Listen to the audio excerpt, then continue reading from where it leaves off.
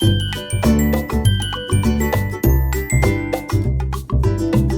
डिकोडियंस, decode NCERTs में आपका बहुत बहुत स्वागत है। आई होप आप लोग बहुत अच्छे होंगे और बहुत अच्छे से पढ़ाई भी कर रहे होंगे। आज हम शुरू करने वाले हैं अपना इस चैप्टर का, जो कि क्या चल रहा था, major domains of the earth का लास्ट टॉपिक, यानी कि एटमॉस्फेयर, हाइड्रोस्फेयर। तो हम लास्ट क्लास में कर चुके हैं, पढ़ा आप लोग ने हाइड्रोस्फेयर। तो चलिए स्टार्ट करते हैं फिर आप लोग की इसी बात पे क्विज। पता भी तो चले आप लोग कितना पढ़ रहे हैं, ठीक है। तो first question, okay, first question ये है कि हाइड्रोस्फीयर में ये हाइड्रो का मतलब क्या था, बताइए, कमेंट्स कीजिए आंसर। ये हाइड्रोस्फीयर में हाइड्रो का मतलब क्या है? 1 2 3। हाइड्रोस्फीयर में हाइड्रो का मतलब है वाटर, है ना। कितना इजी था। Okay, second question. Second question ये है कि जो इंडियन ओशन है उसको किस नेम से या किस अल्फाबेट से या किस शेप से डिनोट करा गया है? Indian ocean represented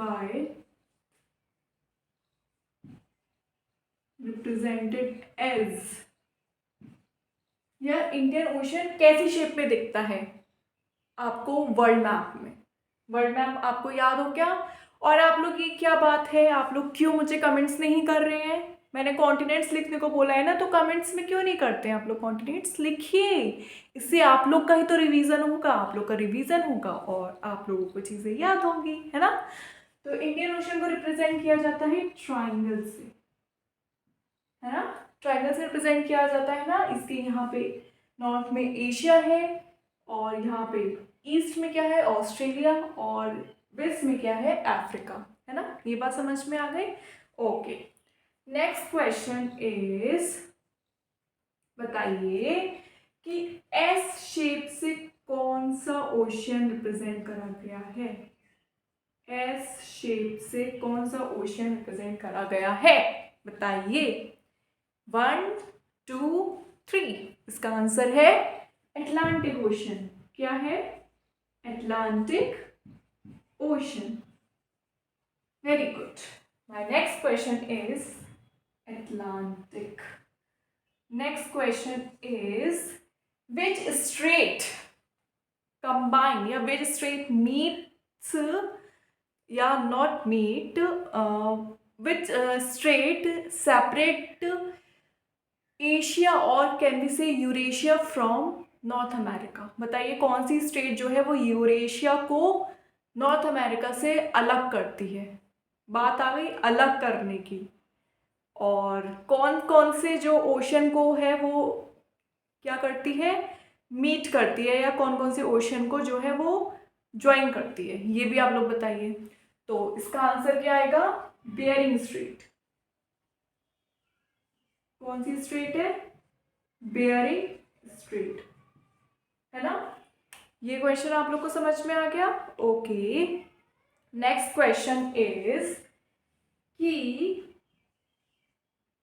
top most ocean कौन सा है? इसमें मैं ऑप्शन देती हूँ, ठीक है। अब देखते हैं कितने लोग इसमें फंसेंगे और कितने लोग इसमें विन करेंगे। एंटार्क्टिक ओशन या आर्कटिक ओशन, बताइए। 1 2 3 4 5। Time over. The correct answer is Arctic ocean, क्योंकि जो सबसे टॉप वाला सर्कल है वो कौन सा है? Arctic circle. तो रिवीजन हो गया। कितना इंटरेस्टिंग था रिवीजन। स्टार्ट करते हैं एटमॉस्फेयर से, ठीक है। एटमॉस्फेयर क्या है? एटमॉस्फेयर मतलब ग्रुप ऑफ गैसेस, गैसेस के ग्रुप को ही एटमॉस्फेयर कहते हैं, ठीक है। क्या है हमारी अर्थ? हमारी अर्थ, अब तो आप लोग इससे बहुत हैबिचुअल हो गए होंगे। आप लोग को मतलब ऐसा लगता होगा कि बस मैम इसे दिखा दीजिए, है ना। हाँ, तो ये क्या है? हमारी अर्थ। तो ये जो अर्थ है ना वो चारों तरफ से जो है वो ऑक्सीजन, नाइट्रोजन जैसी गैसेस से कवर है, मतलब सराउंडेड है, ठीक है, घेरा हुआ है बहुत सारी गैसेस ने हमारी अर्थ को मतलब हमको। तो उस वजह से क्या है, इतनी सारी गैसेस हैं तो जो हमारी अर्थ के चारों तरफ हैं, अर्थ के सराउंडेड है, ठीक है। तो इसलिए उसी ग्रुप को, उसी थिन लेयर ऑफ गैसेस को कहते हैं एटमॉस्फेयर। ये एक थिन ब्लैंकेट है, मतलब पतली सी चादर है गैसेस की, ठीक है। मैम अब ये है कहाँ, ये तो बताइए, ये कहाँ दिखेगी हमको? देखिए हवा दिखती नहीं है, सुना होगा, लेकिन कुछ तो होगा ना कि कहीं ना कहीं तो ये प्रेजेंट होती होगी ना। तो जी हाँ बिल्कुल, ये है अर्थ। आप इधर सरफेस पे रहते हैं, सरफेस पे तो रहते हैं, अंदर थोड़ा ना रहते हैं अर्थ के, या अंदर भी रहते हैं अर्थ के, नहीं ना, सरफेस पे रहते हैं। गुड। आप जब यहाँ से शुरू होंगे तो यहाँ से 1600 किलोमीटर की हाइट तक चले जाइए। 1600 किलोमीटर्स, ध्यान से, किलोमीटर्स तक जब आप चले जाएंगे तो अर्थ जो गैसेस है ना वो इतनी दूर तक फैली हुई है। कैन यू इमेजिन, इतनी दूर तक सोचिए वो अर्थ को कवर करी हुई है, 1600 किलोमीटर तक। समझ में आ गई? तो ये हो गया हमारा कि अर्थ के सरफेस से 1600 किलोमीटर तक जब हम, सपोज करो कि हम, ये अर्थ का सरफेस है, यहाँ से शुरू हुए और हम 1600 किलोमीटर बिल्कुल ऊपर चले गए अर्थ से, ठीक है, यानी कि स्पेस में चले गए, तो 1600 किलोमीटर तक हमको गैसेस मिलेंगी। लेकिन वो गैसेस का जो वेरिएशन होगा, कहाँ पे कितनी मिलेंगी, कितनी कौन सी मिलेगी, कौन सी ज़्यादा कौन सी कम, वो भी डिफरेंस आता है, ठीक है। ऐसा नहीं है कि प्रॉपर हमको जो है वो गैसेस मिलती रहेंगी, ऐसा नहीं है। तो अब क्या होता है कि ये जो है ना हमारी अर्थ, इसको डिवाइड कर दिया गया है ना, जो मतलब एटमॉस्फेयर था इसको डिवाइड कर दिया कि 1600 किलोमीटर तक ये प्रॉपर एक जैसी नहीं है, अलग अलग तरीके की है, ठीक है।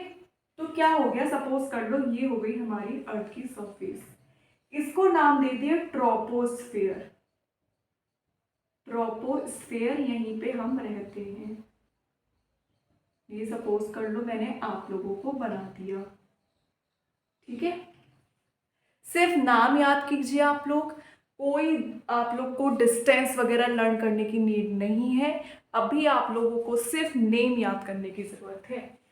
तो ये 5 लेयर्स में हमारी एटमॉस्फेयर को डिस्ट्रीब्यूट कर दिया गया on the basis of temperature and composition. Composition मतलब कौन सी गैस कहाँ पे ज़्यादा है उसके बेसिस पे, कौन सी लेयर पे टेम्परेचर आता है उसके बेसिस पे, ठीक है।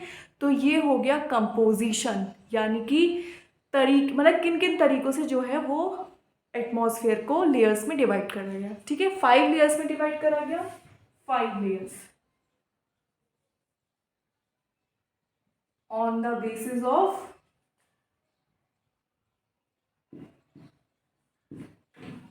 temperature, मतलब तापमान, composition of gases, मतलब कहाँ पे कितनी ज़्यादा है कौन सी कम है, composition of gases एक्सेट्रा, ठीक है। सबसे पहली लेयर ट्रोपोस्फेयर, जहाँ हम रहते हैं, ठीक है। दूसरी, तीसरी, चौथी, पांचवी, तो मैं आप लोग को लर्न कराती हूँ उसे। ट्रोपोस्फेयर मतलब क्या है, हम टॉप पे रहते हैं ना, टॉप पे रहते हैं ना, तो उससे याद हो जाएगा ट्रोपोस्फेयर, मतलब अर्थ के टॉप पे रहते हो ना, ये थोड़ी ना अर्थ के जो है इनसाइड में रहते हो, नहीं ना। फिर आ गया स्ट्रेटोस्फेयर, स्ट्रेटोस्फेयर, ठीक है। ये कैसे याद कर सकते हो, ये याद कर सकते हो कि आपने क्या कर लिया, स्ट्रेट गए आप, ठीक है। तो टॉप से आप सीधे स्ट्रेट गए तो आपने याद कर लिया स्ट्रेटोस्फेयर से, ठीक है। फिर आप आ गए, ये देखो ये बीच की है तो इसलिए इसे कहते हैं मीजोस्फेयर। क्या कहते हैं, मीजोस्फेयर। 5 लेयर्स है, बीच में आ रही है तो कौन सी हो गई, मीजोस्फेयर, ओके। फिर आते हैं हम, अब क्या हो गया, थोड़ा ऊपर उठे, थर्मोस्फेयर,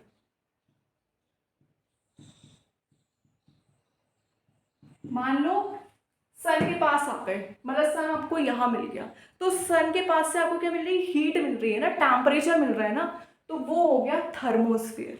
ठीक है, ये मैं ड्रॉप कर देती हूँ ताकि आप लोग कंफ्यूज ना हो।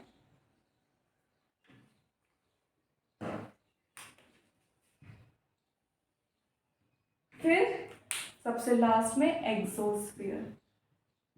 अब क्या हो गया, ये हो गया, आप लोग कहीं से बाहर जाते हो तो लिखा आता है ना एग्जिट करने की रास्ता, तो ये यहाँ पे एंड हो रहा है, इसलिए ये हो गया एग्जोस्फीयर, मतलब आप बाहर चले जाओ, एटमॉस्फेयर से बाहर एग्जिट हो जाओ। ठीक है, तो सबसे टॉप मोस्ट लेयर हो गई एग्जोस्फीयर। सबसे पहली लेयर कौन सी थी बताइए, टॉप पे हम रहते हैं तो कौन सी हो जाएगी, ट्रोपोस्फेयर। फिर स्ट्रेटोस्फेयर, आप स्ट्रेटोस्फेयर को स्ट्रेट से भी याद कर सकते हो, या आप याद कर सकते हो कि बहुत सारी चीज़ें हैं। ठीक है, आप अपने आप ही निमोनिक बना सकते हो, ऐसे आपको लर्न नहीं हो रहा तो कोई प्रॉब्लम नहीं है, लेकिन मैंने इसलिए कहा क्योंकि टॉपो स्ट्रेटो, टॉप से सीधे जाओ, तो टॉप के बाद स्ट्रेट स्ट्रेटोस्फेयर, फिर बीच में आ गया मीजोस्फेयर, फिर आ गया थर्मोस्फेयर, आपने फील करा कि इतना ऊंचा जा रहे थे यानी कि सन के पास आ रहे होंगे, थर्मोस्फेयर। अब एटमोस्फेयर से बाहर जा रहे हैं तो यानी कि एग्जोस्फेयर। इंटरेस्टिंग ना, कितनी अच्छे से याद हो गया। तो यही तो पढ़ाई है, ऐसी तो पढ़ाई करनी है हम लोगों को, बस तो सब चीज़ें क्लियर हो जाएंगी।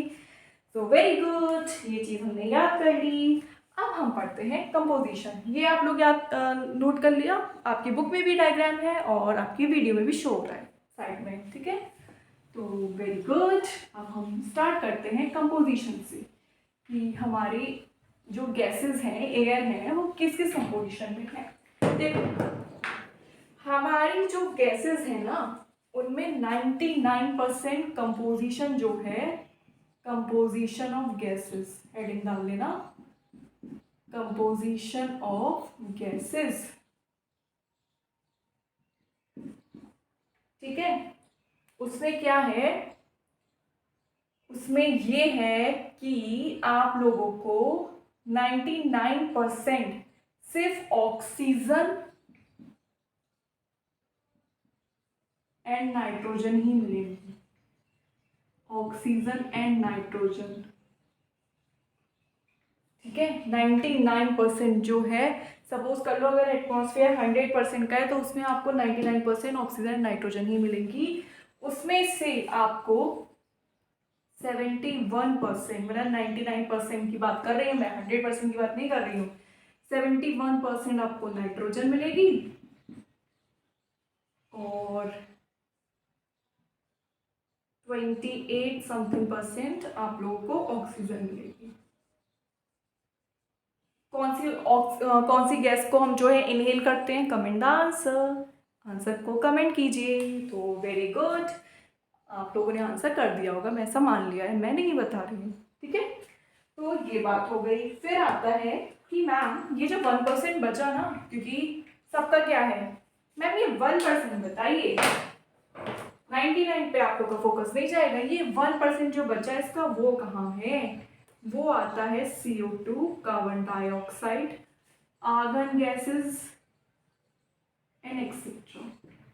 इन दो के आप लोग नाम याद कर लीजिए, इसको कहते हैं कार्बन डाइऑक्साइड। मैंने इसका केमिकल फॉर्मूला लिख दिया, आप लोग जब बड़ी क्लासेस में जाएंगे तो उसको पढ़ लेंगे, कार्बन डाइऑक्साइड और आर्गन। ठीक है, तो ये हो गया हमारा पूरा कंपोजिशन गैसेस का। Very good. तो क्या होती है, जो ऑक्सीजन होती है ना, ऑक्सीजन, ठीक है, ये यूज करती है, ये यूजफुल होती है फॉर ब्रीथिंग। ठीक है, ब्रीथिंग, फॉर ब्रीथिंग, सांस लेने में ये हमको यूजफुल होती है।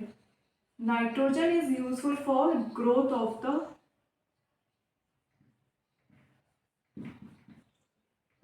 लिविंग ऑर्गेनिज्म, लिविंग ऑर्गेनिज्म की ग्रोथ के लिए जो है वो नाइट्रोजन यूजफुल होती है।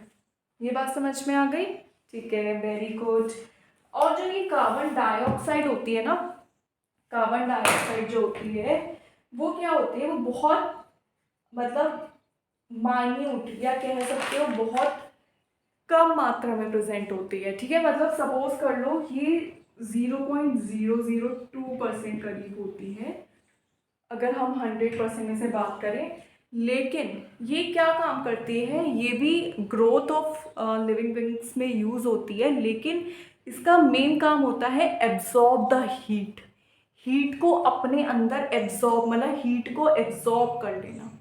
जो रेडिएशंस अर्थ एमिट करती है ना, मतलब अर्थ से जितनी भी क्या होती है, अर्थ भी अपने अंदर से रेडिएशंस निकालती है ना। रेडिएशन मतलब हार्मफुल गैसेस जो अपने अंदर से निकालती है ना, वो कार्बन डाइऑक्साइड क्या करती है ना, अपने अंदर होल्ड करे रहती है, एब्जॉर्ब कर लेती है कि नहीं मैं नहीं जाने दूंगी, मैं इसको जाने ही नहीं दूंगी।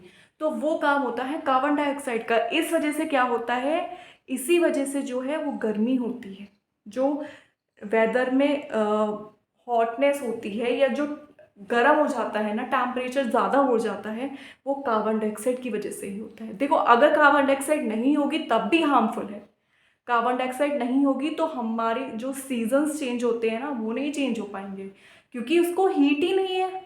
हीट कहाँ से मिलेगी, जब वो गैसेस को पकड़ के रखेगा तभी तो हीट आएगी अंदर, है ना। अगर वो सारी गैसेस बाहर चली जाएंगी तो हीट कहाँ से रहेगी। इस वजह से क्या होता है, कार्बन डाइऑक्साइड का होना भी बहुत ज़रूरी है। लेकिन कार्बन डाइऑक्साइड ज़्यादा हो जाएगी तो उस वजह से क्या है, उस वजह से ग्लोबल वार्मिंग जैसी सिचुएशंस हमको देखने को मिलती हैं, ठीक है। तो ये नुकसान भी है और हमारे पास क्या है, इसका एडवांटेज भी है, ठीक है। अब नेक्स्ट कंसेप्ट पे हम आते हैं, डेंसिटी, डेंसिटी ऑफ एयर। देखो डेंसिटी मतलब ना क्या होता है, डेंसिटी को आप ऐसे समझ सकते हो, सपोज कर लो आपकी क्लास में कब पूरी स्ट्रेंथ होती है, आपकी क्लास में पूरी स्ट्रेंथ तब होती है जब एग्जाम्स चल रहे होते हैं। मोस्टली तभी बच्चे सब आते हैं, या जिस दिन फंक्शन वगैरह हो या कुछ इंटरेस्टिंग चीज़ें हो स्कूल्स में। तो क्या होती है, वो क्लास की डेंसिटी है, मतलब पूरी क्लास फुल फुल है, ठीक है, फुल है वो क्लास, उसमें एक एक बच्चा आया हुआ है, ठीक है। तो वैसे ही क्या है एटमॉस्फेयर, एटमॉस्फेयर एक क्लास है, उसमें जो गैसेस है ना, ये oxygen, nitrogen, argon, carbon dioxide, many gases, ये सब स्टूडेंट्स हैं एटमॉस्फेयर के। तो वो जब सब चीज़ें प्रेजेंट होती हैं ना, तभी उसको मिलके एटमॉस्फेयर बनाती हैं, तभी हम क्लास को कहते हैं ये क्लास का एटमॉस्फेयर है, इसको मेंटेन रखिए, ठीक है। इसलिए ही कहते हैं कि वो एटमॉस्फेयर वर्ड क्यों यूज़ करते हैं, वो इसी वजह से यूज़ करते हैं क्योंकि वहाँ पे हर बच्चा पढ़ने वाला है, ठीक है, टीचर्स पढ़ाने वाले हैं, इस वजह से उसको कहते हैं to maintain the decorum of class, ठीक है। तो ये बात हो गई है डेंसिटी की समझने की। तो क्या होता है मेन चीज, density varies with height, varies with height. जो डेंसिटी होती है ना वो हाइट के साथ जो है वो वेरी करती है। सपोज कर लो, जैसे क्या होता है, आपने माउंटेनियर्स को देखा होगा या क्लाइंबर्स को देखा होगा, या जो लोग माउंट एवरेस्ट क्लाइंब करते हैं, ठीक है, वो अपने साथ ऑक्सीजन सिलेंडर्स लेके जाते हैं। ऐसा क्यों, क्योंकि वहाँ पे हवा कम है, वहाँ पे गैसेस कम है, गैसेस का कंपोजिशन कम है। जब कंपोजिशन कम है तो उस वजह से क्या हो रहा है, उस वजह से क्या हो रहा है, पार्टिकल्स दूर दूर, मतलब ये तो बहुत दूर की बात हो गई, वहाँ पे क्या है, गैसेस जो है वो कम मात्रा में प्रेजेंट है, लेस अमाउंट में प्रेजेंट है। उस वजह से क्या हो गया, वहाँ पे हमको सिलेंडर ले जाने की ज़रूरत पड़ी, क्योंकि वहाँ पे उतनी गैसेस है ही नहीं जितनी हमको नीड है। तो उस वजह से क्या होता है, जैसे जैसे आप ऊपर चढ़ते जाएंगे माउंटेन्स पे, आपको क्या होगा, ऑक्सीजन की कमी होती जाएगी, इसलिए लोग ऑक्सीजन सिलेंडर्स अपने साथ लेके जाते हैं। रीज़न समझ में आया, वेरी गुड। तो ये ब्रीदिंग की प्रॉब्लम्स क्यों आती हैं, ठीक है, breathing problems due to decrease in density of gases, breathing problems for climbers, climbers को ब्रीदिंग प्रॉब्लम क्यों आती है, डिक्रीज इन ऑक्सीजन लेवल, ठीक है। ये बात समझ में आ गई। तो क्या होता है, अब क्या होता है ना, देखो एक पॉइंट है आपका, air moves from high to low pressure, high to low pressure. Ma'am इसका क्या मतलब हुआ? बहुत अच्छा मतलब हुआ। जब क्या होता है, जब ज़्यादा भीड़ वाली जगह होती है स्टेशंस पे, बस स्टेशंस पे, तो हम लोग क्या सोचते हैं कि ना हम लोग कहीं दूर जाएं, मतलब थोड़ी ऐसी जगह पे जाएं जहाँ पे भीड़ कम हो। तो वही हवा का है, गैसेस का है। जब गैसेस को लगता है कि यहाँ पे बहुत ज़्यादा लोग हैं मेरे जैसे ही, या जिनको ज़रूरत है, ठीक है, तो वो क्या करती है, वो हाई टू लो प्रेशर में जाने की कोशिश करती है, मतलब ज़्यादा जगह से कम जगह जाना प्रेफर करती हैं। ये तो आप लोग चाहते हो। आप लोग या ऐसी जगह चाहोगे कि जो भीड़ भाड़ वाली जगह, आप लोग को ऐसी जगह पसंद है, या जो शांत वाली है, ठीक है, जहाँ पे कम लोग हो, ऐसी जगह पसंद है ना? तो वही होता है गैसेस के साथ कि उन्हें हाई से लो प्रेशर पे जाना पसंद है, ठीक है। देखो क्या होता है ना, हर जगह ये डेंसिटी वाली प्रॉब्लम भी है ना, वो क्या होती है, ज़रूरी नहीं है हाइट के साथ जो है वो वेरी करे, ठीक है। क्या होता है, प्रेशर भी होता है, हर जगह का अपना अलग अलग प्रेशर होता है, तो वो भी क्या होती है, एक्सर्ट करता है। एक्सर्ट मतलब वो भी जोर लगाता है गैसेस को क्या करने के लिए, फुलफिल करने के लिए, ठीक है, गैसेस को एक जगह से दूसरी जगह ट्रांसफर करने के लिए। तो प्रेशर भी एक फैक्टर है। तो गैसेस हमेशा हाई से लो प्रेशर चलती है, और यही जो मूविंग एयर होती है, moving air is called wind. जो हवा चल रही होती है ना, उसको हम कहते हैं विंड। ये बात समझ में आ गई है ना? तो ये बात आप लोग को अच्छे से समझ में आ गई होगी। तो देखो, और एक पॉइंट इसमें ये है कि सबसे ज़्यादा जो डेंसिटी है हवा की, वो कहाँ होती है? मैक्सिमम डेंसिटी ऑफ एयर कहाँ होती है? Maximum density of air at sea level.